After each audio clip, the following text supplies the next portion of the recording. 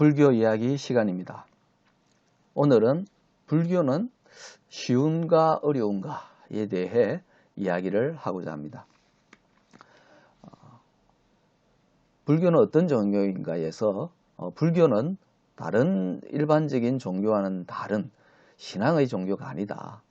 믿음을 앞세우면서 신을 섬겨야 한다 하는 것을 중시하는 그런 종교가 아니다라고 말했습니다. 그래서 한편으로 생각하면 신을 앞세우고 신을 섬기면서 신에게 기도하는 이런 종교는 믿음을 갖기만 하면 됩니다.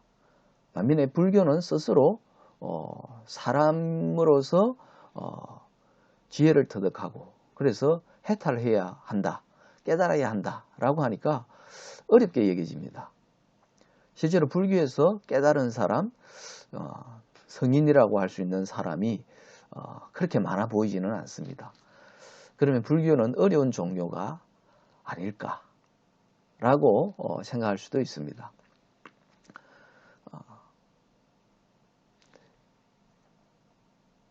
기독교나 힌두교, 그 다음에 이슬람 같은 종교에서는 신앙생활이라는 말을 줄곧 합니다. 불교에서는 마음 공부라는 것을 말하지요. 바로 여기에서 크게 대비가 됩니다.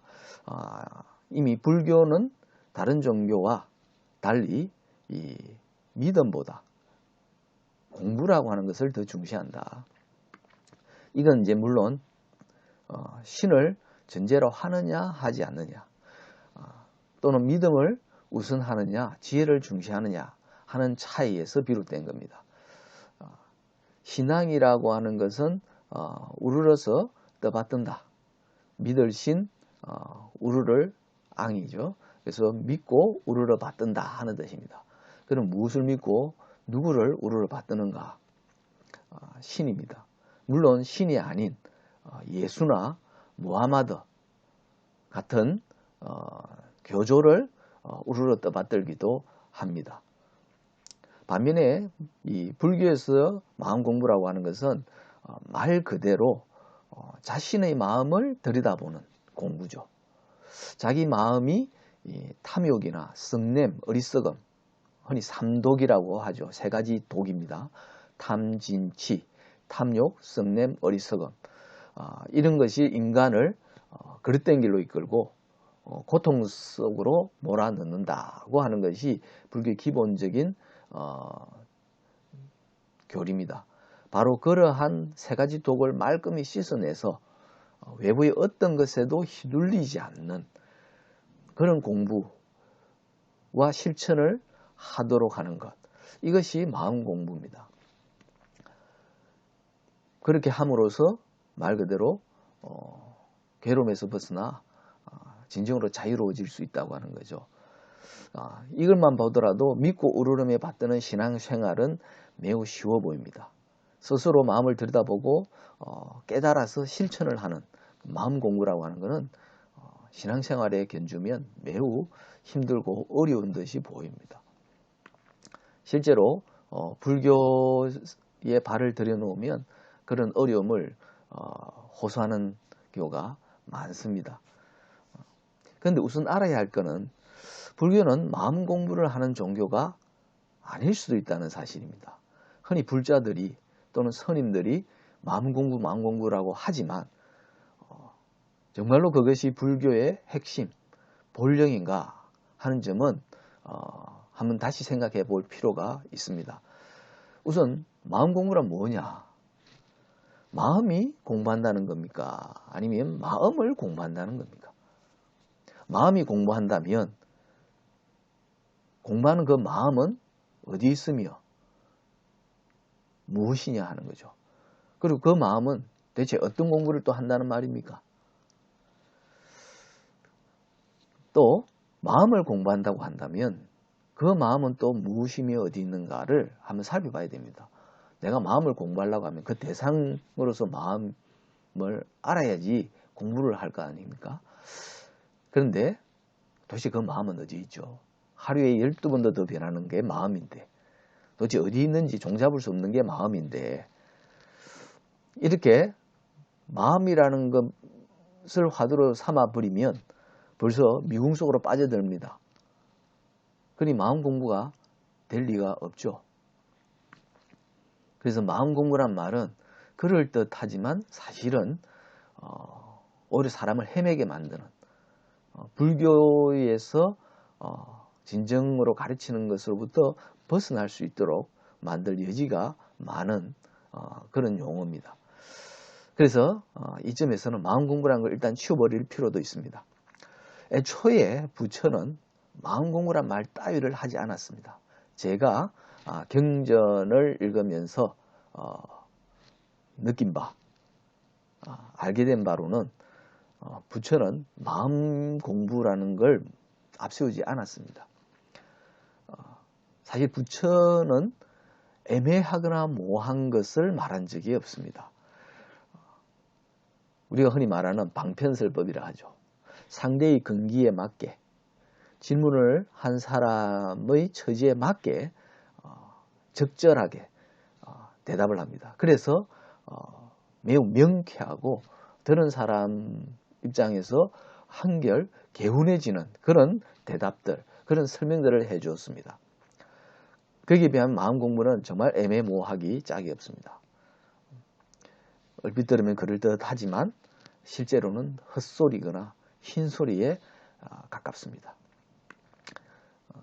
이 점에서 널리 전해오는 이야기 한 토막을 들려드리겠습니다.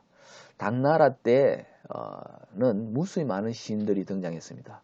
이태백, 그 다음에 두보, 그 다음에 왕유, 그들과 비견될 만큼 대단한 인물로 백거이가 있습니다. 흔히 백낙천이라고도 하죠.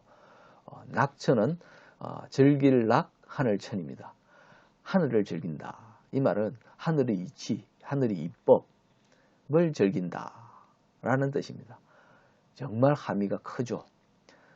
과연 백낙천은 이법을 즐기면서 이법대로 살았느냐? 얼추 그렇다고 말할 수도 있습니다. 백거이, 거이라고 하는 이름도 그런 뜻을 갖고 있습니다. 머물 거자, 쉬울 이자입니다. 쉬운데 머문다. 간단하게 말하면 그냥 쉽게 산다 하는 거죠. 참으로 그렇게 살았느냐 하는 것은 의문일 수 있겠지만 그렇게 살려고 애를 썼다는 것은 분명합니다. 쉽게 살려고 했다. 사실 이건 누구나 바라는 바죠. 누구나 쉽게 살고 싶습니다. 불교는 어떤 종교인가 라고 하는 데서 사람이 중심인, 사람으로 태어난 사람으로서 해탈을 하는 종교가 불교라고 이야기를 했죠. 그리고 이번에는 불교는 쉬우냐 어려운가를 이야기하는데 백거이가 그런 면에서 굉장히 적합한 인물인 것 같습니다. 이 당나라 때 백거이가 항주에 자사로 갔을 때입니다. 관리 생활을 하면서 지방관으로 파견되었을 때입니다. 원래 불교를 깊이 믿었을 뿐만 아니라 흔히 말하는 불교 철학을 깊이 이해하고 있었던 백거이였습니다. 다음에 이제 불교 철학이라는 어떤 건지 이야기할 시간이 따로 있겠습니다만은 여기서는 생략하고 넘어가겠습니다. 어쨌든 이 백거이는 불교 철학을 깊이 잘 알고 있었기 때문에 웬만한 스님들하고 마주했을 때 전혀 밀리지 않았습니다. 오히려 백거이가 더 나은 면도 많았습니다. 그런 이 백거이가 항주에 가서 보니 그 일대에서 굉장히 이름이 알려져 있는 조가선사라는 분이 있다 하는 것을 알게 됩니다. 이 조가선사를 찾아갑니다. 조가 세조자의 둥지과자입니다. 그러니까 세둥지 스님 이런 뜻이죠. 이건 뭐냐면 이 조가선사가 늘 나무 위에서 높은 나무에 올라가서 그 위에서 수행하다 보니까 새들과 자연스럽게 친밀해졌습니다. 그래서 새들이 이 조가선사가 아무리 스님이지만 사람임에도 그 곁에 아무렇지도 않게 와서 둥지를 틀고 지냅니다. 그래서 세상 사람들이 새둥지 스님 이렇게 하면서 조가선사로 알려졌습니다. 그 특이하고 매우 각별해 보이는 스님은 그래도 한 소식 좀 하지 않았을까 싶어서 또 한편으로는 대체 얼마나 대단한 스님인가 시험해보고 싶어서 백거이가 찾아갔습니다. 그래서 찾아가서는 대뜸 물었습니다. 불법의 큰 뜻이 무엇입니까? 우리 불교는, 지금 한국의 불교는 선종, 선불교죠. 선불교에서는 많은 선사들이 어록을 남겼는데 보면 이런 식의 대뜸하는 질문이 많습니다. 달마가 동쪽으로 온 까닭은 무엇입니까? 대도라는 무엇입니까? 그렇듯이 백거이도 이렇게 물었습니다. 불법의 큰 뜻이 무엇입니까? 즉 부처님의 법, 부처님의 가르침의 큰 뜻이 무엇입니까? 이에 대해서 조가선사가 대답합니다. 어떤 나쁜 짓도 하지 말고 좋은 일이면 무엇이든 해라. 한자로 제악막작, 제선봉행 또는 중선봉행 이런 뜻입니다. 제악, 어떠한 나쁜 짓도 막작 짓지 마라. 중선봉행, 모든 좋은 일을 다 받들어서 해라. 지극한 마음으로 해라. 불교에 입문하면 제일 먼저 듣게 되는 구절 가운데 하나죠. 나름대로 불법에 또 불교 철학에 밝았던 백그는 너무 평범한 대답에 어이가 없어서 다시 물었습니다. 이거야 3살 먹은 어린애도 다 말할 수 있는 거 아닙니까? 라고요. 그러자 조가선사가 대답합니다. 3살 먹은 어린애도 아는 거지만 여든 노인네도 실행하기 어려운 것이다. 한자어로는 이렇습니다. 3세 해야 수도덕, 80 노인 행부덕. 3세 해야, 3살 된 어린애도 수도덕, 비록 말할 수는 있다. 그러나 80 노인, 80 된 노인도 행부덕, 행하려고 하면 어떻게 하기 어렵다. 이런 뜻입니다. 불교는 쉬운가 어려운가? 이 조가선사의 대답에서 실마리를 찾을 수 있습니다. 알기는 쉽습니다. 부처님의 가르침이 뭐냐? 불교의 교리는 무엇인지는 알기가 쉽습니다. 아는 것은 어렵지 않습니다. 실천하기가 어렵습니다. 이걸 다시 확장을 하면 알기 어렵게 한다고 하면 불교라고 하기 어렵습니다. 분명히 불교는 알기는 쉽다 하는 점을 내세웠고 실제로 그렇습니다. 만약에 설명이 복잡하고 난해하다면 내가 비록 불교에 입문한 지 얼마 안 되는 초보자라 하더라도 뭔가 듣고 설명이 어렵다. 그렇다면 그건 불교의 본령에서 벗어난 것이라고 해도 과언은 아닙니다. 또 반면에 실천이 쉽다. 쉬운 것처럼 말한다면 그것 또한 의심해 봐야 합니다. 실천만큼 어려운 일은 없습니다. 이거는 모든 사람들이 경험을 통해서 아는 겁니다. 단 실천은 하면 할수록 쉬워지는 면은 있습니다. 물론 단박에 쉬워지진 않지만 조금씩 차츰차츰 쉬워집니다. 그리고 실천을 제대로 하면 뭔가 기쁨이 느껴지고 즐거워집니다. 바로 그것 때문에 실천은 계속 하게 됩니다. 만약에 실천을 계속 하는데도 어렵다면 잘못하고 있거나 모르고 하고 있기 때문입니다. 실천을 알고서 하면 쉽고 모르고서 하면 헤맵니다. 헤매니까 어렵고 길이 보이지 않는 거죠. 10년 공부 도라미 타불 이렇게 말을 하죠. 무작정 실천을 한다고 해서 되는 게 아니라는 겁니다. 실천은 어렵고 힘듭니다. 그래서 어떻게 실천해야 될지 알고 해야 됩니다. 바로 그것을 알려주는 것, 일러주는 것이 바로 불교입니다. 그런 점에서 불교는 쉽기도 하고 어렵기도 합니다. 분명한 것은 불교가 뭐냐 하는 것은 알기가 쉽습니다.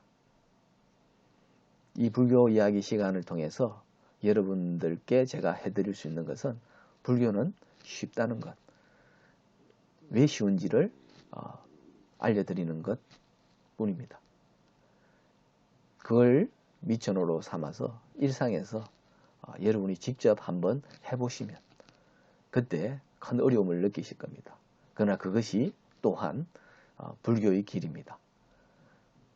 분명한 것은 그 길을 가시다 보면 여러분의 삶이 괴로움에서 차츰차츰 벗어나고 훨씬 더 즐거워질 뿐만 아니라 백거이의 거의 이름처럼 쉽게 사실 수 있습니다. 막 산다는 뜻이 아니고 즐거우면서 다른 사람에게도 기쁨과 즐거움을 주면서 얼마든지 쉽게 살 수 있다. 이것이 바로 불교의 길입니다. 성불하십시오.